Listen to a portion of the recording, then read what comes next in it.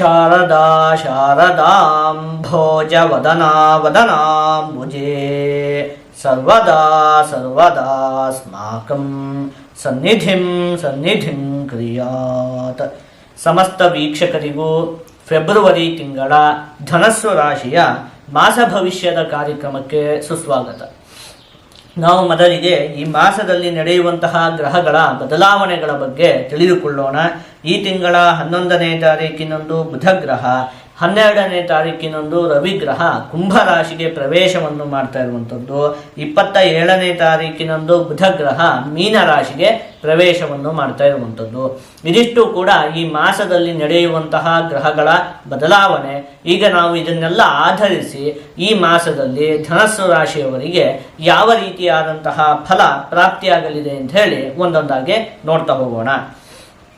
ಮೊದಲನೇದಾಗಿ ಈ ಮಾಸದಲ್ಲಿ ನಿಮಗೆ ರವಿಗ್ರಹ, ಬುಧಗ್ರಹ ಮತ್ತು ಶನಿಗ್ರಹ ತೃತೀಯ ಭಾವದಲ್ಲಿ ಸ್ಥಿತವಾಗಿರುವಂಥದ್ದು. ತೃತೀಯ ಭಾವ ಅಂತ ಹೇಳಿದರೆ ಅದು ಧೈರ್ಯ ಸ್ಥಾನ. ಧೈರ್ಯಂ ವೀರ್ಯಂಚ ದುರ್ಬುದ್ಧಿ ಸಹೋದರ ಪರಾಕ್ರಮವು ಇತ್ಯಾದಿ ಈ ಎಲ್ಲ ವಿಚಾರಗಳನ್ನು ಕೂಡ ನಾವು ತೃತೀಯ ಭಾವದಿಂದ ಯೋಚನೆ ಮಾಡಬೇಕು. ಹಾಗಾಗಿ ತೃತೀಯ ಭಾವ ಅಂತ ಹೇಳಿ ಆದರೆ ಧೈರ್ಯ ಸ್ಥಾನ, ಅಲ್ಲಿ ಈ 3 ಗ್ರಹಗಳು ಕೂಡ ಉತ್ತಮವಾಗಿ ಸ್ಥಿರವಾಗಿರೋದ್ರಿಂದಾಗಿ ಈ ಮಾಸದಲ್ಲಿ ನಿಮಗೆ ಧೈರ್ಯದ ಅಭಿವೃದ್ಧಿ ಉಂಟಾಗುತ್ತೆ.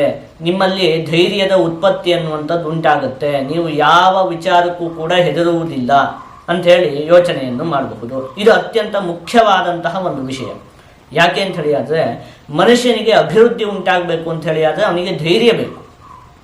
ಧೈರ್ಯ ಇದ್ದರೆ ಮಾತ್ರ ನಮಗೆ ಯಶಸ್ಸು ಪ್ರಾಪ್ತಿಯಾಗುವಂಥದ್ದಾಗಲಿ ಅಥವಾ ಹಣಕಾಸಿನ ವಿಚಾರದಲ್ಲಿ ಉತ್ತಮತೆ ಉಂಟಾಗುವಂಥದ್ದಾಗಲಿ ಈ ರೀತಿಯಾಗಿ ಅಭಿವೃದ್ಧಿಯೆಲ್ಲ ಉಂಟಾಗುವಂಥದ್ದು ಧೈರ್ಯ ಇರುವಂತಹ ವ್ಯಕ್ತಿಗಳಿಗೆ ಮಾತ್ರ. ಯಾಕೆ ಅಂತ ಹೇಳಿದರೆ ನೀವು ಕೂಡ ಇದನ್ನು ಕೇಳಿರ್ತೀರಿ. ಧೀರಾಹ ಶೋಕಂ ತರಿಷ್ಯಂತಿ ಲಭಂತೆ ಸಿದ್ಧಿಮುತ್ತಮಂ ಧೀರೈ ಸಂಪ್ರಾಪ್ಯತೆ ಲಕ್ಷ್ಮೀ ಧೈರ್ಯಂ ಸರ್ವತ್ರ ಸಾಧನಂ ಅಂತ. ನೀವು ಕೂಡ ಇದನ್ನು ಕೇಳಿದಿರಲ್ವಾ, ಧೈರ್ಯಂ ಸರ್ವತ್ರ ಸಾಧನಂ ಅಂತ. ಧೀರೈ ಸಂಪ್ರಾಪ್ಯತೆ ಲಕ್ಷ್ಮೀ, ಯಾವತ್ತೂ ಕೂಡ ಸಂಪತ್ತು ಧೈರ್ಯ ಇರುವಂತಹ ವ್ಯಕ್ತಿಗಳಿಂದ ಮಾತ್ರ ಹೊಂದಲ್ಪಡುತ್ತದೆ. ಈಗ ಉದಾಹರಣೆಗೆ ಬಿಸ್ನೆಸ್ ಎಲ್ಲ ಮಾಡ್ತಾ ಇರುವಂತಹ ವ್ಯಕ್ತಿಗಳಿಗೆ ಧೈರ್ಯ ಅಂತ ಹೇಳುವಂಥದ್ದೇ ಮುಖ್ಯ.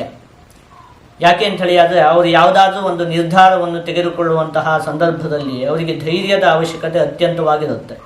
ಒಂದು ನಿರ್ಧಾರ ಏನು ಬೇಕಾದರೂ ಆಗ್ಬಿಡಬಹುದು ಅಲ್ವಾ. ಹಾಗಾಗಿ ಆ ರೀತಿಯಾಗಿ ವ್ಯಾಪಾರ, ವ್ಯವಹಾರ, ಬಿಸ್ನೆಸ್ಸು ಇತ್ಯಾದಿಗಳನ್ನು ನಡೆಸ್ತಿರುವಂತಹ ವ್ಯಕ್ತಿಗಳಿಗೆಲ್ಲ ಧೈರ್ಯ ಅಂತ ಹೇಳುವಂಥದ್ದೇ ಮುಖ್ಯ. ಹಾಗಾಗಿ ಅವರಷ್ಟು ಧೈರ್ಯದಿಂದ ಒಂದು ನಿರ್ಧಾರವನ್ನು ತೆಗೆದುಕೊಳ್ತಾರೆ. ಹಾಗೆ ಅವರಿಗೆ ಲಾಭ ಅಂತ ಹೇಳುವಂಥದ್ದು ಕೂಡ ಉಂಟಾಗುತ್ತೆ. ಅದನ್ನೇ ಹೇಳಿರುವಂಥದ್ದು, ಯಾವ ವ್ಯಕ್ತಿಗೆ ಧೈರ್ಯ ಇರುತ್ತೋ ಅಂತಹ ವ್ಯಕ್ತಿಯಿಂದ ಮಾತ್ರ ಲಕ್ಷ್ಮಿ ಹೊಂದಲ್ಪಡುತ್ತಾಳೆ ಅಂತ. ಅಂದರೆ ಅದೇ ಹೇಳಿದ್ದು, ಏನೇ ಅಭಿವೃದ್ಧಿ ಉಂಟಾಗಬೇಕು ಅಂತ ಹೇಳಿ ಆದರೆ ಧೈರ್ಯ ಅಂತ ಹೇಳುವಂಥದ್ದೇ ಮುಖ್ಯ. ಅದರಲ್ಲೂ ಕೂಡ ಖಾಲಿ ಹಣಕಾಸಿನ ಒಂದು ವಿಚಾರಕ್ಕೆ ಅಂತಲ್ಲ, ಧೈರ್ಯಂ ಸರ್ವತ್ರ ಸಾಧನಂ. ಯಾವುದೇ ವಿಚಾರದಲ್ಲಿ ನಮಗೆ ಯಶಸ್ಸು ಪ್ರಾಪ್ತಿಯಾಗಬೇಕು ಅಂತ ಹೇಳಿ ಆದ ಪಕ್ಷದಲ್ಲಿಯೂ ಕೂಡ ನಮಗೆ ಧೈರ್ಯವೇ ಮುಖ್ಯ. ಧೈರ್ಯ ಇರುವಂತಹ ವ್ಯಕ್ತಿಗೆ ಮಾತ್ರ ಯಶಸ್ಸು ಅಂತ ಹೇಳುವಂಥದ್ದು ಪ್ರಾಪ್ತಿಯಾಗುತ್ತೆ. ಈಗ ಉದಾಹರಣೆಗೆ ಹೇಳಬೇಕು ಅಂತ ಹೇಳಿದರೆ, ಒಬ್ಬ ವಿದ್ಯಾರ್ಥಿ ಇದ್ದಾನೆ, ಅವನು ತುಂಬ ಚೆನ್ನಾಗಿ ಅಧ್ಯಯನ ಮಾಡಿದ್ದಾನೆ, ಅವನಿಗೆ ಎಲ್ಲ ಜ್ಞಾನ ಕೂಡ ಉಂಟು, ಆದರೆ ಧೈರ್ಯ ಒಂದಿಲ್ಲ. ಈಗ ಶಾಲೆಯಲ್ಲಿ ಟೀಚರ್ ಪ್ರಶ್ನೆ ಕೇಳಿದಂತಹ ಸಂದರ್ಭದಲ್ಲಿ ಅವನಿಗೆ ಗೊತ್ತುಂಟು, ಎಲ್ಲ ವಿಚಾರಗಳು ಕೂಡ ಗೊತ್ತುಂಟು, ಆದರೆ ಕೈ ಎತ್ತೋದಕ್ಕೆ ಅವನಿಗೆ ಹೆದರಿಕೆ. ಯಾರು ಏನು ಅನ್ಕೊಂಡ್ಬಿಡ್ತಾರೋ ಏನೋ, ಈ ರೀತಿಯಾಗಿ ಒಂದು ಹೆದರಿಕೆ ಆಯಿತಾ. ಅವಾಗ ಏನಾಗುತ್ತೆ ಹೇಳಿ, ಅಷ್ಟೊಂದೆಲ್ಲ ಇದ್ದು ಅದರಿಂದ ಏನು ಪ್ರಯೋಜನ? ಹಾಗಾಗಿ ಧೈರ್ಯ ಅಂತ ಹೇಳುವಂಥದ್ದೇ ಮುಖ್ಯವಾದ ಗುಣ. ಯಾವ ವ್ಯಕ್ತಿಯಲ್ಲಿ ಧೈರ್ಯ ಇರುತ್ತೋ ಅವನಿಗೆ ಮಾತ್ರ ಅಭಿವೃದ್ಧಿ ಹೊಂದುವುದಕ್ಕೆ ಅವಕಾಶ ಇರುತ್ತೆ ಅಲ್ವಾ. ಧೈರ್ಯ ಅಂತ ಹೇಳುವಂಥದ್ದು ಅಷ್ಟೊಂದು ಮುಖ್ಯವಾದ ಗುಣ. ನಮ್ಮ ಒಳಗಡೆ ಎಷ್ಟು ಜ್ಞಾನ ಇದ್ದು ಏನಿದ್ರೂ ಕೂಡ ಧೈರ್ಯ ಇದ್ದರೆ ಮಾತ್ರ ನಾವು ಅದನ್ನು ಪ್ರದರ್ಶನ ಮಾಡಬಹುದು. ಈಗ ಒಂದು ಸ್ಟೇಜ್ ಮೇಲೆ ಹೋದಾಗ ನಾವು ಎಷ್ಟೇ ಚೆನ್ನಾಗಿ ಹಾಡನ್ನು ಹೇಳುವಂತಹ ವ್ಯಕ್ತಿ ಬೇಕಾದರೂ ಆಗಿದ್ರೂ ನಮಗೆ ಧೈರ್ಯವೇ ಇಲ್ಲ ಅಂತ ಹೇಳಿ ಆದರೆ ಅಲ್ಲಿ ಏನು ಮಾಡೋಕ್ಕಾಗುತ್ತೆ? ಏನು ಕೂಡ ಮಾಡುವುದಕ್ಕಾಗುವುದಿಲ್ಲ ಅಲ್ವಾ. ಹಾಗಾಗಿ ಯಾಕೆ ಇದನ್ನೆಲ್ಲ ಹೇಳಿದೆ ಅಂದರೆ ಧೈರ್ಯ ಅಂತ ಹೇಳುವಂಥದ್ದು ಅಷ್ಟೊಂದು ಮುಖ್ಯವಾದ ಗುಣ. ನಿಮಗೆ ಈ ಮಾಸದಲ್ಲಿ ಆ ಧೈರ್ಯ ಅಂತ ಹೇಳುವಂಥದ್ದು ಅತ್ಯಂತ ಹೆಚ್ಚಾಗುತ್ತೆ. ಎಲ್ಲ ವಿಚಾರದಲ್ಲಿಯೂ ಕೂಡ ನೀವು ಮುನ್ನುಗ್ಗುತ್ತೀರಿ. ಅದರಿಂದ ನಿಮಗೆ ಒಂದಷ್ಟು ಯಶಸ್ಸು ಅಂತ ಹೇಳುವಂಥದ್ದು ಪ್ರಾಪ್ತಿಯಾಗುತ್ತೆ. ಎಲ್ಲ ಕ್ಷೇತ್ರದಲ್ಲಿಯೂ ಕೂಡ ನಿಮಗೆ ಯಶಸ್ಸು ಅಂತ ಹೇಳುವಂಥದ್ದು ಈ ಧೈರ್ಯದಿಂದ ನಿಮಗೆ ಪ್ರಾಪ್ತಿಯಾಗುತ್ತೆ. ಈಗ ಇನ್ನೂ ಒಂದು ನೀವು ಸಂತೋಷ ಪಡುವಂತಹ ವಿಚಾರ ಇದೆ. ಅದೇನು ಅಂತ ಹೇಳಿ ಆದರೆ ಶುಕ್ರ ಗ್ರಹ ಇದೆಯಲ್ಲ, ಅದು ನಿಮಗೆ ಈ ಮಾಸದಲ್ಲಿ ಚತುರ್ಥ ಭಾವದಲ್ಲಿ ಸ್ಥಿರವಾಗಿರುವಂಥದ್ದು, ಅದು ಕೂಡ ಉಚ್ಚವಾಗಿ ಸ್ಥಿರವಾಗಿರುವಂಥದ್ದು. ಹಾಗಾಗಿ ಮನೆಗೆ ಸಂಬಂಧಪಟ್ಟಿರುವಂತಹ ಒಂದಷ್ಟು ವಿಚಾರಗಳಲ್ಲಿ ನಿಮಗೆ ಅಭಿವೃದ್ಧಿ ಉಂಟಾಗುವುದಕ್ಕೆ ಅವಕಾಶ ಇದೆ. ಅದೇನೇನು ಒಂದೊಂದಾಗಿ ನೋಡ್ತಾ ಹೋಗೋಣ. ಮೊದಲನೇದಾಗಿ ಮನೆಯನ್ನು ನೂತನಗೊಳಿಸುವಂಥದ್ದು. ಅಂದರೆ ಕೆಲವರೆಲ್ಲ ಅಂದ್ಕೊಂಡಿರ್ತಾರೆ, ಮನೆ ಒಂದು ಸ್ವಲ್ಪ ಹಳೇದಾಗಿ ಕಾಣ್ತಾ ಇದೆ, ಹೊಸದಾಗಿ ಸುಣ್ಣ ಬಣ್ಣವನ್ನೆಲ್ಲ ಬಳಸಬೇಕು ಅಂತೆಲ್ಲ ಒಂದಷ್ಟು ಯೋಚನೆಯನ್ನು ಮಾಡಿ ಇಟ್ಕೊಂಡಿರ್ತೀರಿ. ಆದರೆ ಏನು ಸಮಯವೇ ಬಂದಿರುವುದಿಲ್ಲ, ಮುಂದೆ ಮುಂದೆ ಹೋಗ್ತಾ ಇರುತ್ತೆ. ಆ ರೀತಿಯಾದಂತಹ ಸಮಸ್ಯೆಗಳಿದ್ದಂತಹ ಪಕ್ಷದಲ್ಲಿ ಅದೆಲ್ಲ ಈ ಮಾಸದಲ್ಲಿ ಸರಿಯಾಗುತ್ತೆ. ಅಂದರೆ ಮನೆಗೆ ಸಂಬಂಧಪಟ್ಟಿರುವಂತಹ ಒಂದಷ್ಟು ಅಭಿವೃದ್ಧಿ ಆಗುತ್ತೆ, ಮನೆಯನ್ನು ಹೊಸದುಗೊಳಿಸುವಂಥದ್ದು ಇಂಥದ್ದನ್ನೆಲ್ಲ ನೀವು ಮಾಡಿಕೊಳ್ಬಹುದು. ಇನ್ನು ಮನೆಗೆ ಸಂಬಂಧಪಟ್ಟಿರುವಂತಹ ವಿವಾದಗಳು ಇದ್ದಂತಹ ಪಕ್ಷದಲ್ಲಿ ಅದೆಲ್ಲ ಬಗೆಹರಿಯುವುದಕ್ಕೂ ಕೂಡ ಈ ಮಾಸದಲ್ಲಿ ಅವಕಾಶ ಇದೆ. ಅಂದರೆ ಮನೆಗೆ ಸಂಬಂಧಪಟ್ಟಿರುವಂತಹ ಆಸ್ತಿಯ ವಿಚಾರದಲ್ಲಿ ಏನಾದರೂ ವಿವಾದಗಳೆಲ್ಲ ಇದ್ದಂತಹ ಪಕ್ಷದಲ್ಲಿ ನ್ಯಾಯಾಲಯದಲ್ಲಿ ಅದೆಲ್ಲ ಈ ಮಾಸದಲ್ಲಿ ಬಗೆಹರಿಯುವುದಕ್ಕೆ ಅವಕಾಶ ಇದೆ. ಇನ್ನು ಮನೆಗೆ ಬಾಡಿಗೆಗೆ ಜನ ಸಿಗ್ತಾರೆ. ಕೆಲವೊಂದಷ್ಟು ಜನ ಮನೆಯನ್ನು ಬಾಡಿಗೆಗೆ ಕೊಡಬೇಕು ಅಂತ ಹೇಳಿ ಅಂದ್ಕೊಂಡಿರ್ತಾರೆ. ಏನಾಗುತ್ತೆ, ಒಂದಷ್ಟು ಜನ ಬಂದು ಕೇಳ್ತಾರೆ, ಆದರೆ ಆ ವ್ಯಕ್ತಿಗಳು ಇವರಿಗೆ ಮನಸ್ಸಿಗೆ ಅಷ್ಟೊಂದೇನು ಹಿಡಿಸುವುದಿಲ್ಲ, ಅವ್ರಿಗೆ ಕೊಡುವುದಕ್ಕೆ ಮನಸ್ಸು ಬರುವುದಿಲ್ಲ. ಅಥವಾ ಇನ್ನೊಂದಷ್ಟು ಜನ ಮನೆಯನ್ನು ಬಾಡಿಗೆಗೆ ಕೊಡಬೇಕು ಅಂತ ಹೇಳಿ ಅಂದ್ಕೊಂಡಿರ್ತಾರೆ, ಆದರೆ ಜನನೇ ಬರ್ತಾ ಇರುವುದಿಲ್ಲ. ಈ ರೀತಿಯಾದಂತಹ ಸಮಸ್ಯೆಗಳು ಇದ್ದಂತಹ ಪಕ್ಷದಲ್ಲಿ ಅದೆಲ್ಲ ಬಗೆಹರಿಯುತ್ತೆ. ಇನ್ನು ಅರ್ಧಕ್ಕೆ ನಿಂತು ಹೋಗಿದ್ದಂತಹ ಮನೆಗೆ ಸಂಬಂಧಪಟ್ಟಿರುವಂತಹ ಕೆಲಸಗಳು ಮುಂದುವರಿಯುತ್ತೆ. ಅಂದರೆ ಏನೋ ಒಂದು ಮನೆಯನ್ನು ಕಟ್ತಾ ಇರ್ತೀರಿ, ಯಾವುದೋ ಒಂದು ಕಾರಣಕ್ಕೆ ಅದು ಅರ್ಧಕ್ಕೆ ನಿಂತು ಹೋಗಿತ್ತು.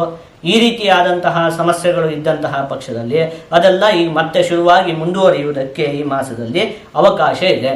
ಇನ್ನು ಶುಕ್ರಗ್ರಹ ಚತುರ್ಥ ಭಾವದಲ್ಲಿ ಸ್ಥಿತವಾದಂತಹ ಸಂದರ್ಭದಲ್ಲಿ ಸದ್ಬುದ್ಧಿಂ ಬಂಧು ಸನ್ಮಾನಂ ಸ್ತ್ರೀ ಸಂಭಾಷಣ ಸಂಪದಂ ದೇವತಾ ದರ್ಶನಂ ಯಾತ್ರಾಂ ವಿದ್ಯಾಗೋಷ್ಠಿ ಸುಖೇ ಭೃಗವು ಅಂತ ಹೇಳಿರುವಂಥದ್ದು. ಸದ್ಬುದ್ಧಿಂ ವಿದ್ಯಾರ್ಥಿಗಳಿಗೆಲ್ಲ ಅತ್ಯಂತ ಉತ್ತಮವಾಗಿದೆ ಈ ಮಾಸ.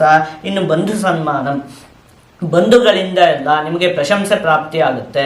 ಬಂಧುಗಳ ಜೊತೆಗಿನ ನಿಮ್ಮ ಒಂದು ಸಂಬಂಧ ಅಂತ ಹೇಳುವಂಥದ್ದು ಉತ್ತಮಗೊಳ್ಳುತ್ತೆ. ಇನ್ನು ದೇವತಾ ದರ್ಶನಂ, ನಿಮಗೆ ಆದಷ್ಟು ಆಧ್ಯಾತ್ಮಿಕ ವಿಷಯಗಳಲ್ಲಿ ಆಸಕ್ತಿ ಉಂಟಾಗುತ್ತೆ. ಪುಣ್ಯಕ್ಷೇತ್ರಗಳಿಗೆ ಹೋಗುವಂಥದ್ದು, ದೇವಸ್ಥಾನಕ್ಕೆ ಹೋಗುವಂಥದ್ದು, ಇಂತಹ ವಿಚಾರಗಳಲ್ಲಿ ನಿಮಗೆ ಆಸಕ್ತಿ ಅನ್ನುವಂಥದ್ದು ಉಂಟಾಗುತ್ತೆ.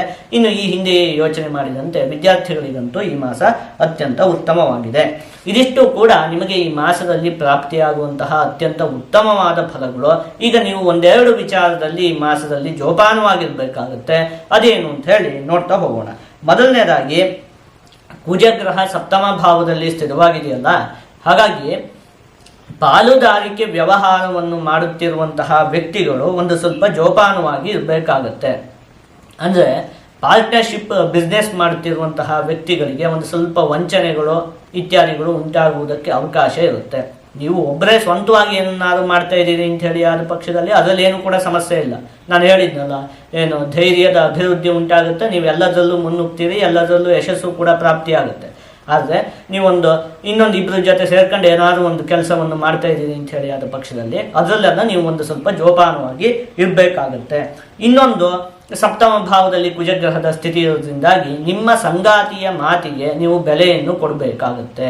ಅಂದರೆ ನೀವು ಪುರುಷರಾಗಿದ್ದಂತಹ ಪಕ್ಷದಲ್ಲಿ ನಿಮ್ಮ ಪತ್ನಿ ಏನನ್ನು ಹೇಳ್ತಾರೋ ಅದನ್ನು ನೀವು ಕೇಳಬೇಕು, ಅವ್ರ ಮಾತಿಗೆ ನೀವು ಬೆಲೆ ಕೊಡಬೇಕು.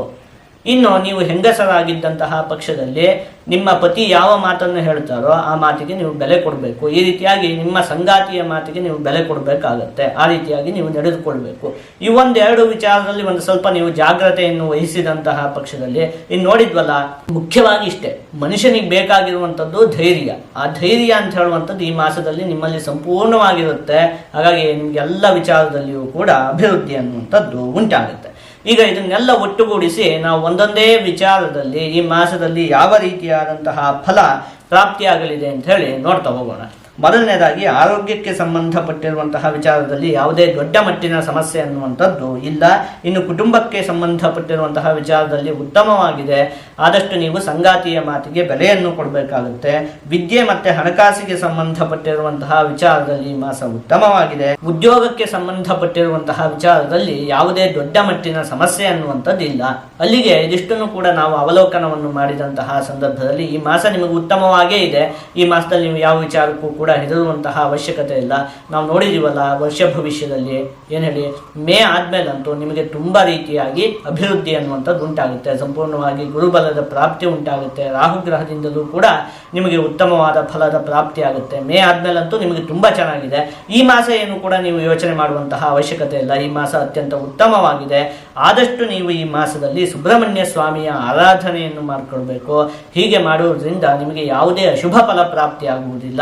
ಎಲ್ಲ ಶುಭ ಫಲಗಳು ಕೂಡ ಸಂಪೂರ್ಣವಾಗಿ ಪ್ರಾಪ್ತಿಯಾಗುತ್ತೆ.